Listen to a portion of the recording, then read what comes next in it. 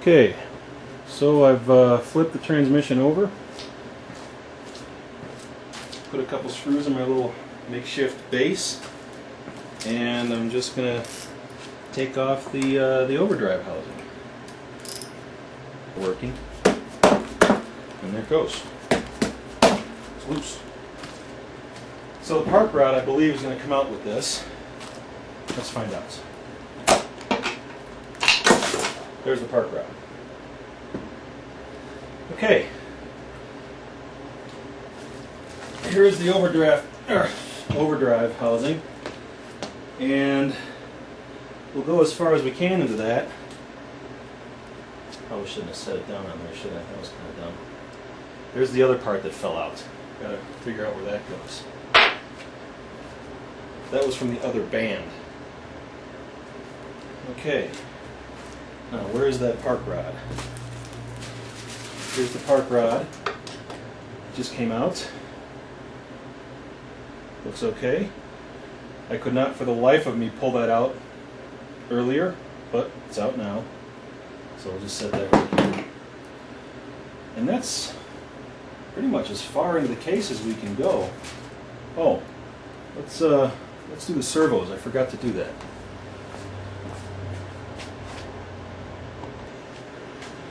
Okay, before I go any further, looks like I forgot the, well, it's hard to say exactly what the parts are called. I'm going to be replacing the manual now. But anyway, these parts come off of there too. These are very finely machined parts. And this thing just slides out. Set this over here. And then we have to take out these bolts. That's the part I missed. Oh, there it goes. Okay. Just gonna let that empty out. There it is. Okay. There's the back end of the trans.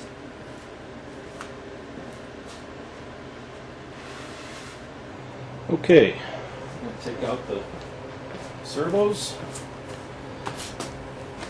There's a couple of circlips in here, and then the servos come out.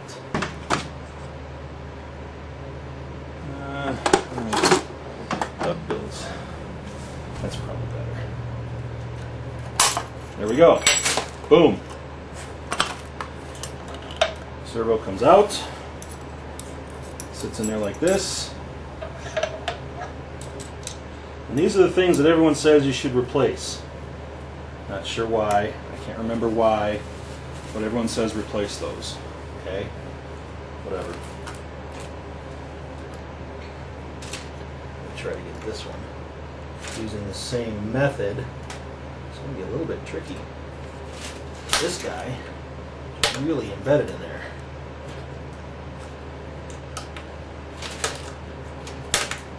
Crap.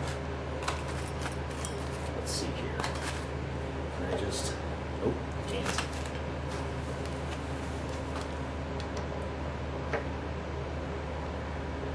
There we go.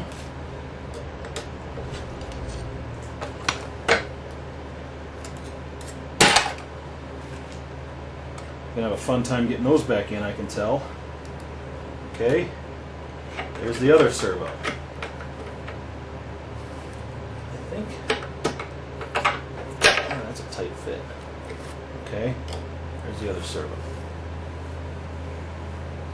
It's all right. Servos are out. I think that's it for this thing. I'll put these servos over here on the shelf.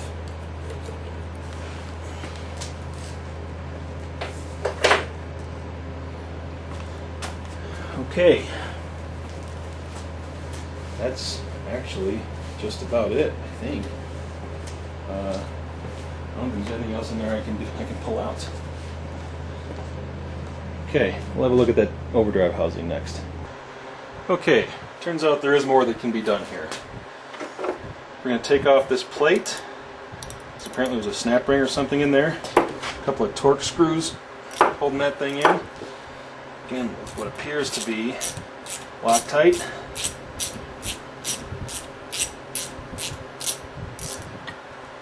I'm going to start a new tub for parts.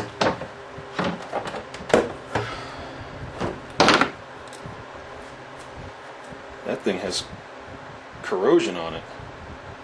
That's not good. Not good.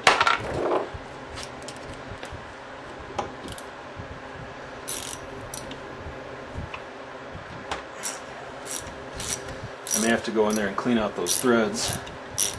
Maybe tap some new ones.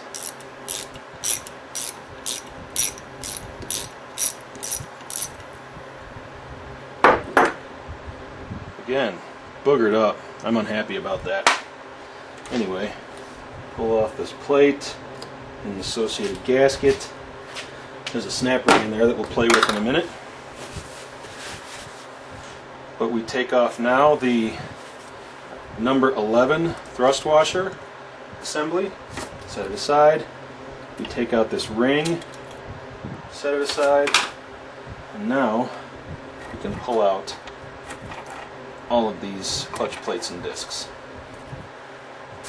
Now, if you've ever worked on a motorcycle, all this stuff looks very familiar to you.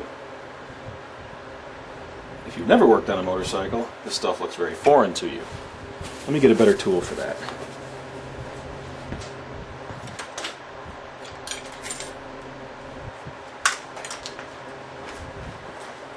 So I'm just using a little kind of hook thing. Oops, sorry. Make sure I'm still. That makes a little minor adjustment. There we go. Little hook thing to get down, just to pick up the clutches or clutch plates. And this one's being troublesome. And I'm laying them over on the bench in the order that they came out. Okay, the order that they came out. All right, I believe that's it. Does this thing come out too? It does now. And this apparently comes out.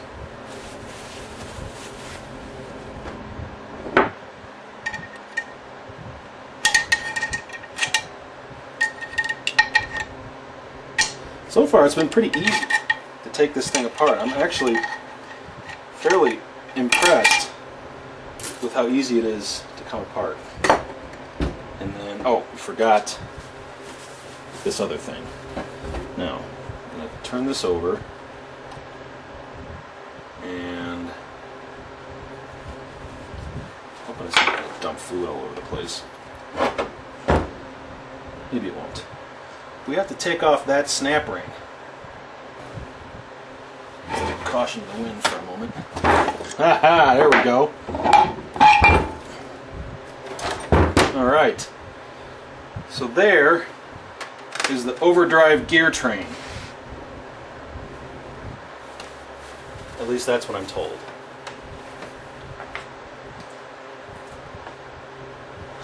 Okay. Move this housing over here.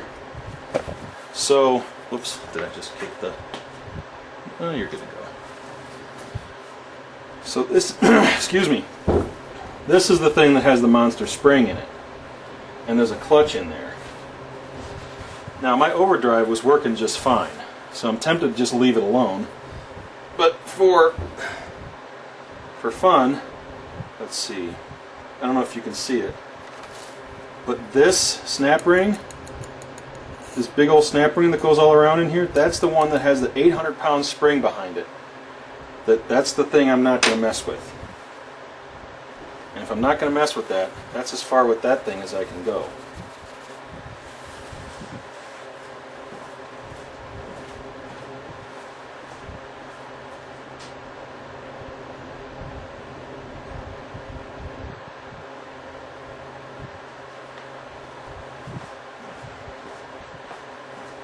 Actually, that's not entirely true.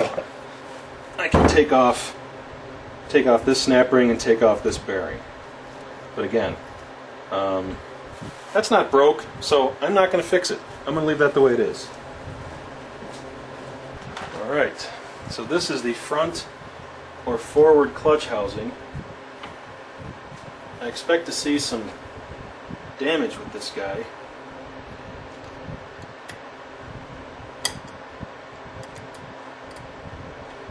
snap ring out. This is the one I'm expecting to see problems with because it was my front forward gears that were slipping.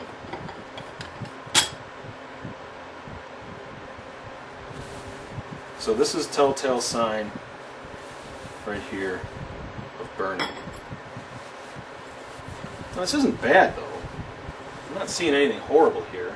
Let's see these hot spots. Those are spots that, well, got hot. So take these plates and discs off. Doesn't look too bad. Again, lots of hot spots here though. And this disc, wow, this thing is warped like crazy. I don't know if you can see this. Holy cow, that's warped. Yeah, that would be my problem. Here, let me move it over there so you can see it. Right here. See how much that's moving? That shouldn't be moving at all.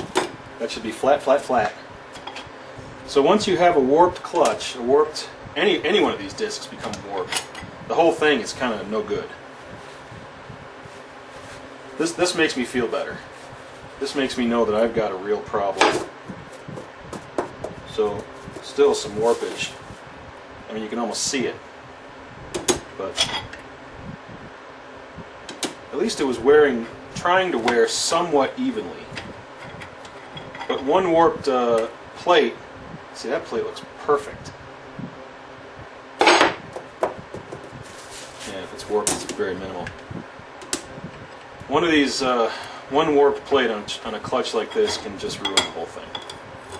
So, as you can see, some parts are clean, some parts are dirty, but that's it. So we're going to replace all of those parts when we do go to put the thing back together. And this, I believe, is a surface for the band, and it looks real clean. Let me make sure you can see that. Yeah. It looks real clean, real smooth, no scoring. So I'm going to say this drum is okay. The bearing looks okay. It's just the plates and discs themselves are all warped beyond any sort of repair. You really can't repair those anyway. I mean, it's just something, I mean, once they start warping and burning, you got to replace it. It's okay. Put this away and go get the other clutch. Alright, this is the rear or forward clutch, and this assembly is apparently quite similar. Big old snap ring. Set that aside. Just a regular old multi-plate disc thing. Configuration. Just taking it apart disc by disc, and everything looks okay. So if this is my reverse clutch, that makes sense because my reverse was just fine. I'm not seeing any problems with this. Just take these off one by one. I mean, all this stuff is going to end up being replaced anyway. And there's the back plate. I don't feel the need to take that apart any further. I think it's okay. So I think I'm just going to leave it just the way it is.